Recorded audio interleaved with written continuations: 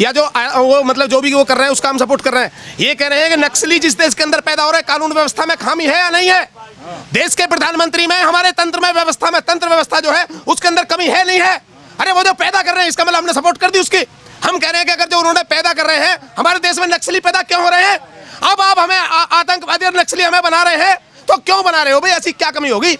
जो किसान आज गेट में खेत के अंदर मतलब काम कर रहा है, वो यहाँ आके पड़ा है, वो उसकी मजबूरी नहीं है, हैं? आप हमें मजबूर कर रहे हैं, हमें उकसा रहे हैं, परेशान कर रहे हैं। अरे ये जो 3 बिल है, ये 3 बिल कृषि बिल है ही नहीं। मैं चैलेंज से कहता हूं, कोई भी व्यक्ति अगर इन 3 बिलों को कृषि बिल साबित कर दे, मैं उसकी जीवन भर गुलामी करूंगा, जीवन भर। मेरी बात पर ध्यान दीजिए, ये तीनों बिल कृषि बिल नहीं है, ये तीनों के तीनों बिल कारपोरेट के बिल हैं। आज के डेट में देश 162 लाख करोड़ के कर्जे में आ चुका है। आज से 7 साल पहले मात्र 84 लाख करोड़ का कर्जा था। आज डेट में सभी सूत्रों से, जिन सूत्रों से मेरे पास आंकड़े हैं, अशोक सिरोही नाम है मेरा, सैदपुर का रहने वाला हूं। मैं जो बोल रहा हूं मंच से बोल रहा हूं, आपके बड़े मंच से बोल रहा हूं, दावे के साथ करो, मेरे पास आंकड़े हैं। अगर साबित ना करूं तो जाट की औलाद नहीं आई, समझे? मेरे 162 लाख करोड़ आज डेट में देश। हाँ मैं कह रहा हूँ, मैं जब भी तो कह रहा हूँ, इसीलिए तो मैंने नाम लिया। आपको खोजने में दिक्कत नहीं आएगी, मीडिया को खोजने में, सरकार को खोजने में। मैं अपनी जिम्मेदारी पे कह रहा हूँ, आप नीचे लिख देना कि इस वक्तव्य में हमारी कोई जिम्मेदारी नहीं है। मैं पेश करूंगा 162 लाख करोड़ कैसे देश कर्जे में डूबा है। आज से 7 साल पहले, आज से 7 साल पहले देश मात्र 84 लाख करोड़ के दबाव में था।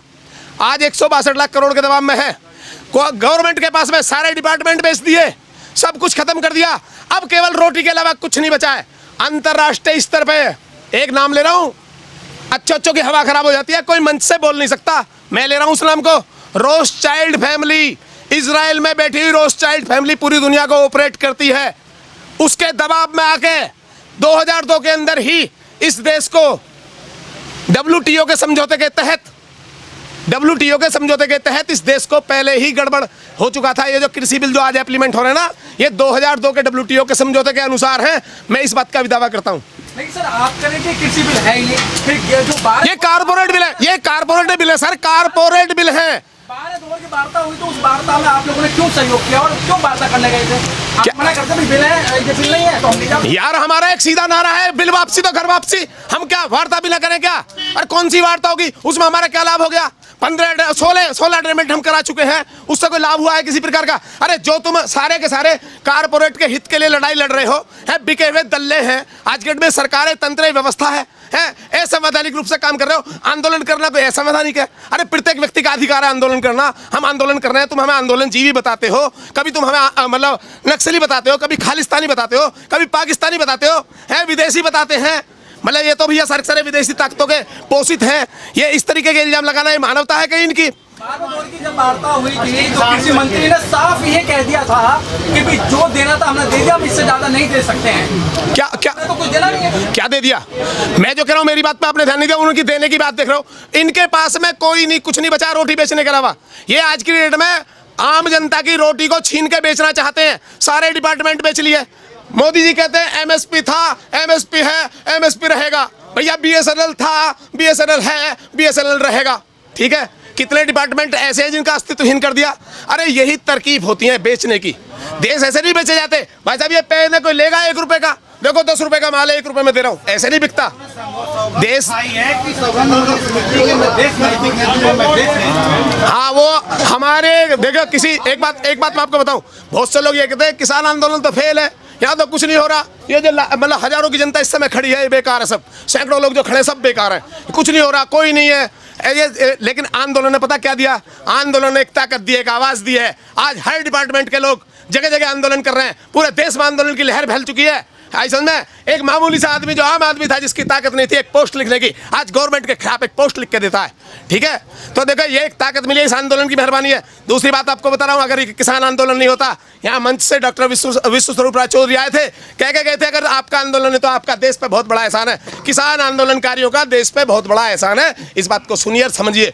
अगर ये आंदोलन नहीं होता तो तुम कोरोना में डुबा के भिगो के ऐसा मारा जाता तुम्हें कि तुम्हारा कबूतर बना देता, तुम्हारी अर्थव्यवस्था तोड़ कर रख दी जाती। हालांकि पूरा ये जो कोरोना काल जो चल रहा है ना, कोरोना कहीं कोई वायरस नहीं है, एक खांसी नजला जुकाम इन्फ्लुएंजा एक हल्का सा वायरस है, कोई बड़ा वायरस नहीं है, कोई खतरनाक वायरस नहीं है। इसमें केवल 3 हाँ चलो आप क्या संदेश देना चाहेंगे?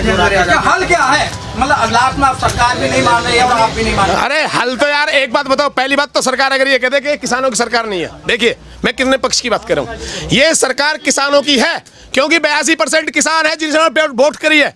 बिना कोई भी भारत में कोई ऐसी पार्टी ये साबित करके दिखा दे, बीजेपी को छोड़ो कोई भी पार्टी अगर ये साबित करके दिखा दे हम बिना किसानों के सहयोग के सरकार बना सकते हैं। तो पहली बात तो मैं कहना चाहूंगा इस मंच से कि हम सब लोग किसान हैं भाइयों, इस चीज को स्वीकार करो। दूसरी बात मैं ये कहनी चाहूंगा इस मंच से कि ये लड़ाई केवल हमारी नहीं है, जब भंडारण इनके हाथ में होगा, उत्पादन शक्ति इनके हाथ में चली जाएगी, अंतर्राष्ट्रीय स्तर के बाजार इम्प्लीमेंटेशन इनके पास में होगा, तो सभी लोग महंगाई की चपेट में आएंगे, डिमांड एंड सप्लाई का रूल ये लागू करेंगे, ये लोग पूरी दुनिया को तबाह करके फेंक देंगे, अंतर्राष्ट्रीय स्तर का बाजार का पॉलिसी लागू होगा।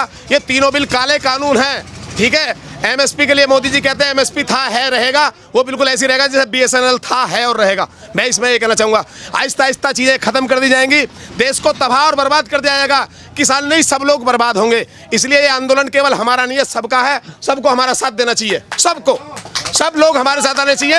और ये जो इस समय जो हमारे साथ में दोगली चाल फूट डालो राज करोगी नीति, जो अंग्रेज सिखा गए फूट डालो राज करोगी नीति, मैं मोदी जी से कहना चाहूँगा मोदी जी इस नीति को छोड़ दीजिए, इसे बदल दीजिए। आपको हमने ही वहाँ तक पहुँचाया है और हम ही आपको नीचे उतार देंगे, गारंटी की बात है। 2022 के अंदर परिणाम आएगा आएगा आएगा, और बिल वापसी तो घर वापसी, इसके अलावा कुछ नहीं, हमें कुछ नहीं करना।